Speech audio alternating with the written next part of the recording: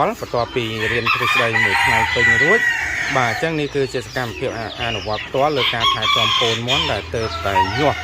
បាទទៅតែញាស់គឺយកចេញពីទូមកគឺ2ទៅ3ថ្ងៃហើយអញ្ចឹងយើងប្រើចំណីដោយយើងប្រើការលាយជាមួយនឹងថ្នាំ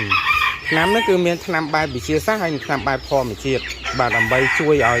សុខភាពកូនមាន់ជៀសផុតពីការក្តៀមលាមកឬក៏ការរាកសរាកខៀវបាទហើយជាពិសេសគឺកូនមាន់ខ្សោយទន់ដៃទន់ជើងអញ្ចឹងឥឡូវនេះយើងចាប់ផ្ដើមញីជាមួយនឹងថ្នាំរួចហើយបន្តមកទៀតគឺយើងចាប់ផ្ដើមយកទៅដាក់តែម្ដងតោះយើងយកទៅដាក់ទៅត្រង់ដែលយើងទៅដាក់កូនមាន់បាទអញ្ចឹងនៅក្នុងត្រង់កូនមាន់គឺយើងត្រូវធានាថាម៉េចគឺយើង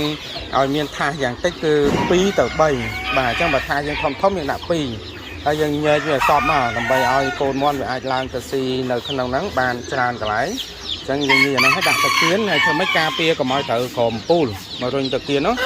បាទនៅក្នុងស្នុកហ្នឹងមើលមាន់ច្រើនទៅដាក់ស្នុកទឹក2បើមាន់យ៉ាងតិចទៅយើងដាក់ស្នុកទឹក1ណាបាទ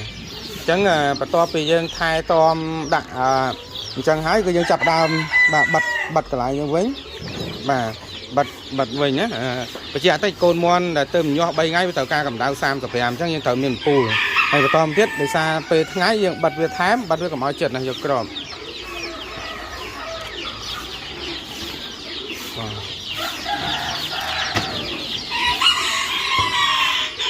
បាទអញ្ចឹងយើងដាក់តែប៉ុណ្្នឹងក៏បានដែរនោះបិទនោះហើយដាក់ហើយមិនដាក់ហើយមិញ